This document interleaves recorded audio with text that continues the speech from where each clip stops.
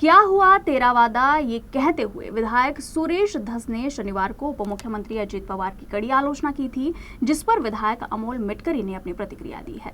मिटकरी ने कहा कि देवेंद्र फडणवीस को ऐसे आवारा बैल को नियंत्रित करना चाहिए। सुरेश धस को अजित पवार के बारे में बात करते समय 10 बार सोचना चाहिए। मिटकरी ने यह भी चेतावनी दी है कि अगर महायुति में द्वंद्व की स्थिति निर्माण हुई तो इसके लिए सुरेश धस जिम्मेदार होंगे। मूक मोर्चा वगैरे काही काढला नाही।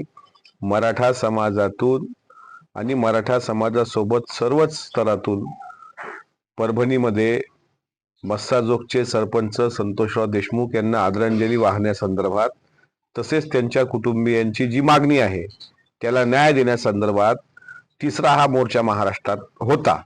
पहिला मोर्चा बीडमध्ये झाला, दुसरा मोर्चा सिंदखेड राजाला झाला आणि काल तिसरा मोर्चा परभणीला झाला। राष्ट्रवादी काँग्रेस पक्षाची सुरुवातपासून भूमिका आहे की मस्साजोग प्रकरणातील जे कोणी दोषी असतील, आरोपी असतील, त्यांना कडक शिक्षा झाली पाहिजे। त्यांना फासावर लटकवाच, त्याही पेक्षा काही आणखी क्रूर शिक्षा असेल तेही कायद्यानुसार त्यांना दिल्या गेली पाहिजे। त्याबद्दल कुणाचंही दुमत नाही। पण मागे तुम्हाला आठवत असेल, बीडच्या मुक मोर्चामधून संतोष देशमुख यांच्या प्रकरणाला न्याय द्यायचा राहिला बाजूला आणि सर्वांनी धनंजय मुंडेंनी राजीनामा द्यावा हा स्वर पकडला। त्यामध्ये आमच्या पक्षाचेही आमदार होते, विरोधी पक्षाचेही आमदार होते, तिथले स्थानिक खासदार होते आणि त्यानंतर प्राजक्ता माळींवर सुरेश धसांनी जे काही अश्लाघ्य टीका केली, त्यानंतर प्राजक्ता माळींनी प्रेस कॉन्फरन्स घेतली आणि त्यावर मग त्यांना माफी मागावी लागली।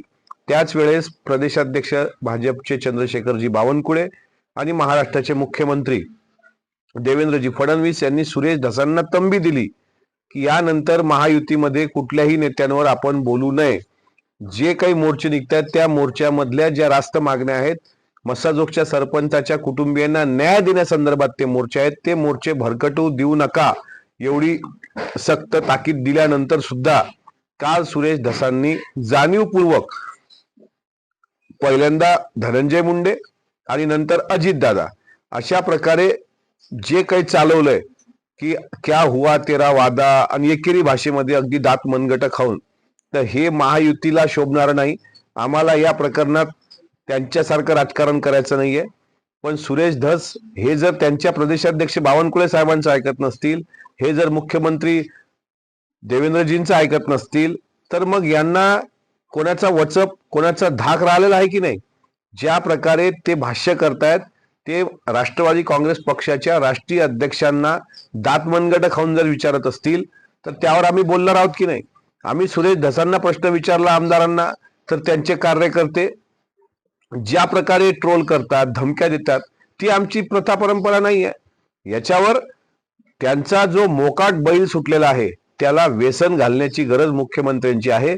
त्यामुळे मुख्यमंत्र्यांनी यांच्या प्रवृत्तीला आवरावं। सोबतच यांचे जे टुकार कार्यकर्ते आहेत, जे धमक्या देणं, फोन करणं, मारून टाकणं, पाहून घेऊ, देख लेंगे, तुला सोडणार नाही अशा धमक्या देत आहेत, त्याही भामट्यांना थोडंसं आवरावं। सुरेश धसांनी जरा अजितदादांवर बोलण्यापूर्वी 10दा विचार करावा, अन्यथा महायुतीमध्ये जर द्वंद्व युद्ध निर्माण झालं तर त्याला जबाबदार सुरेश धस राहतील, ही नोंद घ्यावी।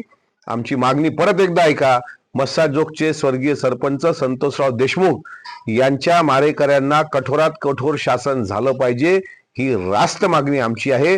मात्र कोण्या स्टेजवरून एखाद्या धर्माविरुद्ध चिथावणीखोर भाष्य करणं, कोण्या समाजावर बोलणं, कोण्या नेत्यावर बोलणं हे महाराष्ट्राच्या प्रथा परंपरेला शोभणार नाही।